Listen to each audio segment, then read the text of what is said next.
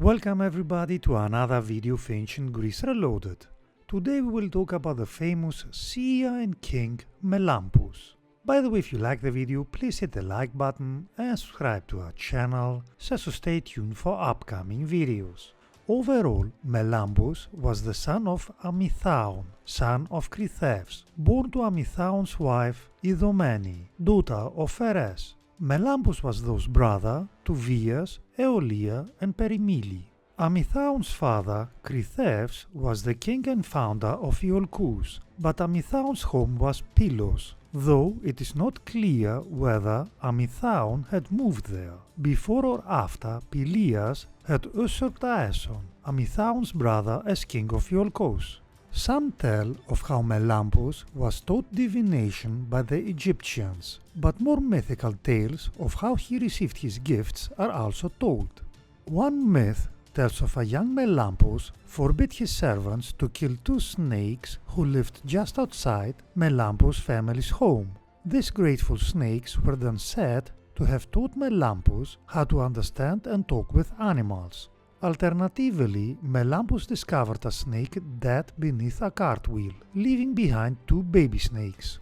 Melampus gave the deceased snake a burial and then raised the baby snakes himself. The snakes he raised then licked his ears clean, giving Melampus the powers of prophecy and the ability to converse with animals. In another story, Neleus, king of Pylos, had a beautiful daughter called Pyrrho. With a large number of suitors wanting to marry her, Neleus decided that he would only give his daughter in marriage to the man who could bring him the kettles of Phylacus, Phylacus being a king of Thessaly. Pheres, the brother of Melampus, wished to marry Pyrrho and asked his brother for help. Melampus agreed to get the kettle for him, though Melampus already knew that he would face hardship in doing so. Eventually, Melampus was caught trying to steal Phylacus' kettle. Thrown into a prison cell, Melampus then heard worms talking about the amount of the roof that they had already eaten through. Melampus then demanded that he be moved to a different cell. When, shortly afterwards, the cell roof collapsed, Phylacus recognized that he had an extraordinary seer in his kingdom, and the king ordered Melampus to be released. Phylacus had a grown-up son, Iphiclus, who had not been able to have any children. Phylacus now promised to give his kettle to Melampus if he could heal Iphiclus, allowing him to have sons. Melampus offered a sacrificial bull to Zeus, and then the seer invited vultures to feast on the remains. These vultures told of a previous feast where the sight of the bloody knife had frightened the young Iphiclus. Phylacus had immediately tossed away the knife, but had failed to observe that the knife had become embedded in a tree. However, there was a hamadryad, a wood nymph associated with this tree, and the nymph had cursed Iphiclus because of the injury caused by the boy's father. Melampus then spoke to the hamadryad, and the seer removed the knife and created a medicine from the rust of the knife. By taking the concocted medicine, Iphiclus was healed. This story of the healing of Iphiclus is sometimes said to have been the healing of a son of King Proetus or a son of King Anaxagoras, depending on the source that you study.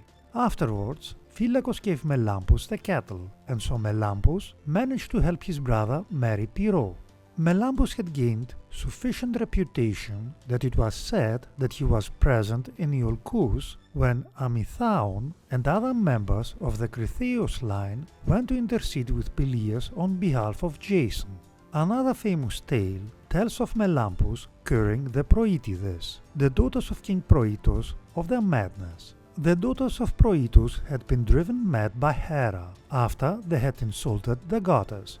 The Proetides thereafter roamed the countryside pretending to be cows. Melampus was called upon to cure the Proetides, but in return the seer demanded 1/3 of Proetus' kingdom. Proetus considered this too high of a price and sought someone else to cure his daughters. No one else could cure the Proetides though, and when other women of the kingdom also went mad, Proetus agreed to Melampus' demand.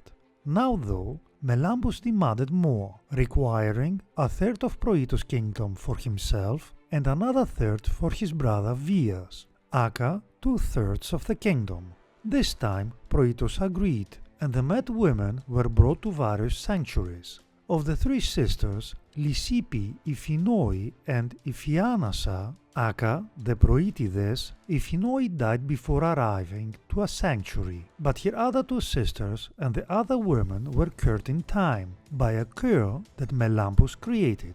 For the records, and without going into detail, there are some issues with the timeline of the aforementioned story, like who did actually rule Argos at that time exactly, like it was not Proetus but Proetus' son, Megapenthes, who did rule Argos, after Perseus had swapped the kingdom of Argos for that of Tiryns, etc.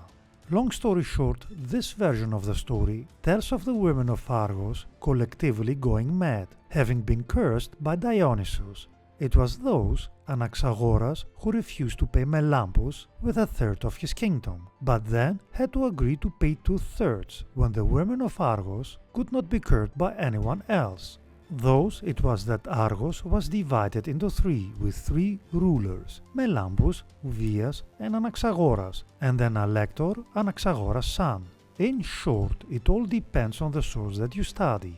That being said, Melampus was said to have married Iphianira, and together they had the following four children: Antiphates, Pheres, Pronoi and Mando. Antiphates would succeed Melampus as a king of his portion of Argos. The family line of Melampus contained many famous seers, for aside from Thiodamas, this line also included Amphiaraus, Polyphetes and Theoclymenos.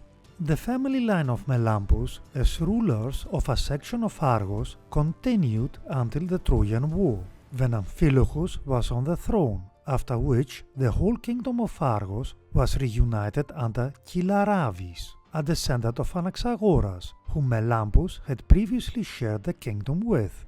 Let us finish with the following saying: most of what will happen in the future is the same as what has happened in the past. Aristotle.